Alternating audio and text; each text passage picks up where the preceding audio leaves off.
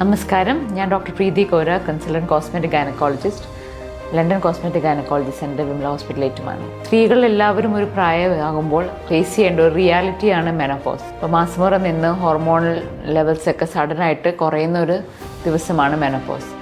1 year period വരാതിരിക്കുമ്പോഴാണ് നമ്മൾ usually menopause ആയി എന്ന് പറയുന്നത്.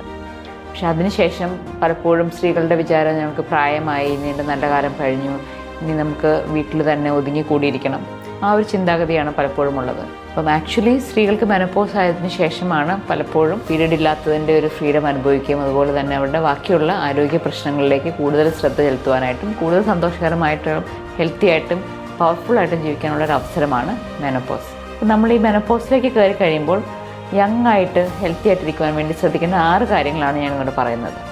ഫസ്റ്റ് കാര്യം, നമ്മൾ you have to take care of your health. നമ്മുടെ ആരോഗ്യം നമ്മൾ പ്രത്യേകമായിട്ട് ശ്രദ്ധിക്കുക. നമുക്ക് ഡയബറ്റീസും കൊളസ്ട്രോളും ബ്ലഡ് പ്രഷറൊക്കെ ഉണ്ടാകാൻ സാധ്യതയുണ്ട്. അതേപോലെ തന്നെ ക്യാൻസർ ഉണ്ടാകാനുള്ള സാധ്യതയുമുണ്ട്. അപ്പോൾ ഇതിനു വേണ്ടിയെല്ലാം ചെക്കപ്പുകളും റെഗുലർ ചെക്കപ്പുകളും ക്യാൻസർ സ്ക്രീനിങ് ടെസ്റ്റുകളും എല്ലാം നമ്മളൊരു 40 വയസ്സിന് ശേഷം എപ്പോഴും ചെയ്യണം.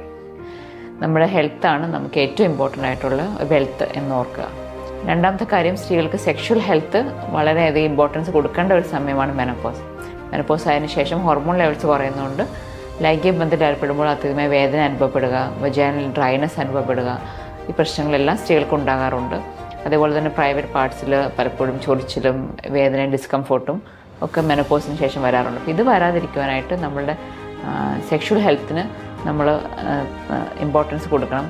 ഇപ്പം ന്യൂ ആയിട്ടുള്ള പല എനർജി ബേസ്ഡ് ഡിവൈസ് ട്രീറ്റ്മെൻറ്റ്സ് ഉണ്ട്, jet plasma therapy, laser therapy. ഇതിൽ കൂടെയൊക്കെ നമുക്ക് സെക്ഷൽ ഹെൽത്തും വജൈനൽ ഡ്രൈനസും ഇമ്പ്രൂവ് ചെയ്യാനായിട്ട് സാധിക്കും. ഡ്രൈനസ് മാറുമ്പോൾ നമ്മുടെ പല തരത്തിലുള്ള മൂത്രം ലീക്ക് അതുപോലെ തന്നെയുള്ള യൂറിനൽ പ്രശ്നങ്ങൾക്ക് നമുക്ക് ഫലപ്രദമായ ട്രീറ്റ്മെൻറ്റ് എടുക്കാൻ സാധിക്കും. മൂന്നാമതായിട്ട് നമ്മൾ ശ്രദ്ധിക്കേണ്ട കാര്യമാണ് മൂത്രസഞ്ചി, അതല്ലെങ്കിൽ യൂറിനറി ബ്ലാഡറിൻ്റെ കാര്യങ്ങൾ.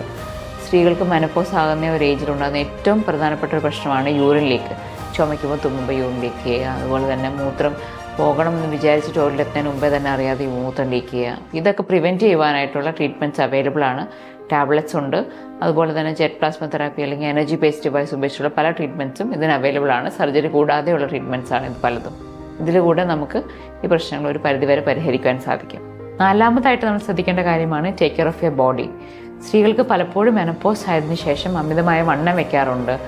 അത് നമ്മൾ ഒരു എക്സസൈസിലും ഡയറ്റിലും കൂടെ മാത്രമേ നമുക്ക് കൺട്രോൾ ചെയ്യുവാനായിട്ട് സാധിക്കുകയുള്ളൂ. അപ്പോൾ റെഗുലർ ആയിട്ടുള്ള ഒരു എക്സസൈസ് ശീലം എപ്പോഴും 40 വയസ്സിന് ശേഷം സ്ത്രീകൾക്ക് ഉണ്ടാവണം. അങ്ങനെയാണെങ്കിൽ അമിതവണ്ണം തടയുവാനായിട്ട് സാധിക്കും. അതുപോലെ വയറ് കുറയുവാൻ വേണ്ടിയെല്ലാം സ്പെസിഫിക് ആയിട്ട് നമ്മൾ വയറിൻ്റെ എക്സസൈസുകൾ ചെയ്യേണ്ടതാണ്.